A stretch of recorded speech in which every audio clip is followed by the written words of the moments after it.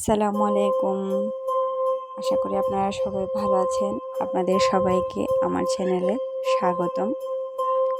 আমি আজকে আপনাদের সাথে শেয়ার করব একটি ছোট গল্প। এটা চলেন শুরু করা যাক আমার গল্পটি। একদিন দাদির পুরনো চিঠি দিয়ে একটা পরিবার একসাথে আবার মিলিত হলো। ওইটার গল্পই আজকে আপনাদেরকে আমি শোনাবো। একটি অনেক বড় পরিবার ছিল 2 ভাই 1 বোন, চাচা, ফুফু, খালা, মামা। একসময় তাদের বাড়ি ছিল হাসি খুশি আনন্দে ভরা একটা বাড়ি। ঈদে সবাই একসঙ্গে কাটাতো। কোনো অনুষ্ঠানে ডাকলে সবাই একজন আরেকজনের কাছে ছুটে আসতো। কিন্তু এক সময় বদলে গেল। কেউ ব্যবসায় ব্যস্ত হয়ে গেল, কেউ চাকরি নিয়ে শহরে চলে গেল, কেউ বা বিদেশে। ব্যস্ততার সঙ্গে সঙ্গে সম্পর্কগুলো দূরে চলে যেতে লাগলো। ছোট ছোট ভুল বোঝাবুঝি জমতে লাগলো। কেউ ফোন না করলে অন্যজনও করতো না, কেউ দাওয়াত না দিলে অন্যজনও দিত না। ধীরে ধীরে আত্মীয়রা শুধু মোবাইলের কন্টেন্ট লিস্টে রয়ে গেল। এটা কি শুধু জীবনে নয়, শুধু ফোনে এদের লিস্ট আছে। শুধু পরিবারের সবচেয়ে বয়স্ক মানুষ একজন দাদি সবাইকে এক রাখার চেষ্টা করত। তিনি বলতেন, সম্পর্ক ভাঙে বড় কারণে নয়, সম্পর্ক ভাঙে ছোট ছোট কারণে। যখন কেউ কারো খোঁজ নেয় না, কেউ কারো কথায় গুরুত্ব দেয় না, তখন সম্পর্কের ভাঙন ধরে। একদিন দাদি অসুস্থ হয়ে হসপিটালে ভর্তি হলো। খবর পেয়ে সবাই এলো। অনেক দিন পর একসঙ্গে সবাই আসলো, কিন্তু কেউ কারোর সাথে ঠিকমতো কথা বলল না। একটা যেন পুরো নীরব পরিবারটাকে গ্রাস করলো।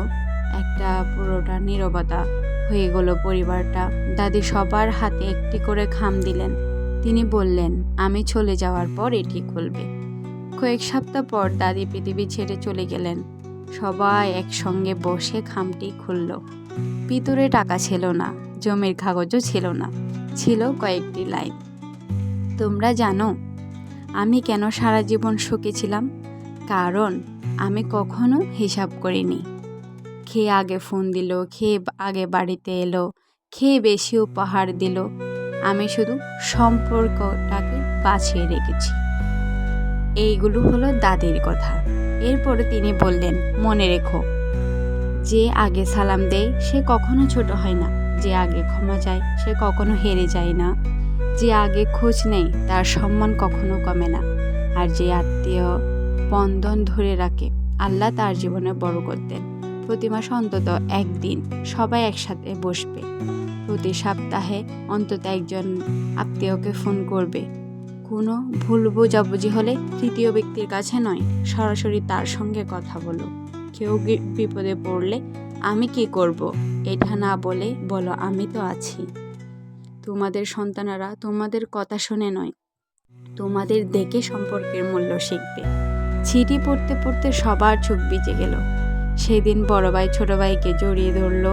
বোন এগিয়ে এসে বলল, আজ থেকে আর কোনো অভিমান নয়। সেই দিন থেকে তাদের পরিবার নতুন নিয়ম হলো, শুধু ঈদে নয়, বছরে কয়েকবার একসঙ্গে জন্মদিন, অসুস্থতা, দুঃখ, সুখ সবকিছু ভাগাভাগি করে নিবে। কয়েক বছর পর সেই পরিবারের সবচেয়ে ছোট নাতি স্কুলে রচনা লিখেছিল, আমাদের পরিবারের সবচেয়ে বড় সম্পদ আমাদের বাড়ি নয়, আমাদের সম্পর্ক। আর সত্যি, যে পরিবারে ভালোবাসা বেঁচে থাকে সেই পরিবারে কোনো গরিব হয় না, কখনোই গরিব হয় না। এই গল্পের শিক্ষা একটাই, আত্মীয়তার সম্পর্ক টিকে রাখতে বড় কোনো ত্যাগ লাগে না, ছোট ছোট অভ্যাসই যথেষ্ট। একটি ফোন, একটি খোঁজ নেওয়া, একটি ক্ষমা চাওয়া, একটি দাওয়াত দেওয়া, একটু সময় দেওয়া, একটু আন্তরিকতা। মনে রাখবেন, টাকা হারালে আবার টাকা উপার্জন করা যায়, কিন্তু সম্পর্ক হারিয়ে গেলে অনেক সময় সারা জীবন আফসোস করেও তা ফিরিয়ে আনা যায় না।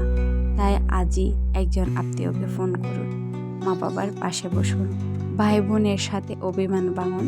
কারণ পৃথিবীতে সবচেয়ে মূল্যবান সম্পর্ক ভালোবাসার সম্পর্ক। আত্মীয়তার বন্ধন। সত্যি এই গল্পটা পড়ে শুধু আপনারাই নয়, আমিও মুগ্ধ হলাম।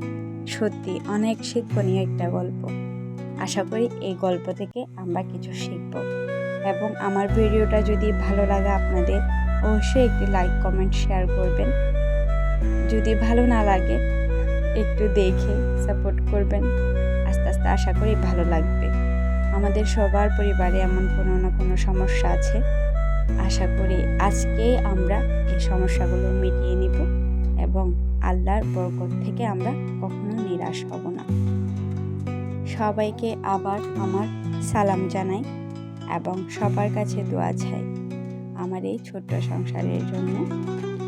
আর এরকম যদি আপনারা আরও সুন্দর সুন্দর গল্প শুনতে চান, আমার পেজে চোখ রাখবেন, সাবস্ক্রাইব করে বেল বাটনটি টিপে পাশে থাকবেন। আশা করি আপনাদের আমার এই গল্পগুলো আপনাদেরকে উৎসাহ জাগাবে। আল্লাহ হাফেজ।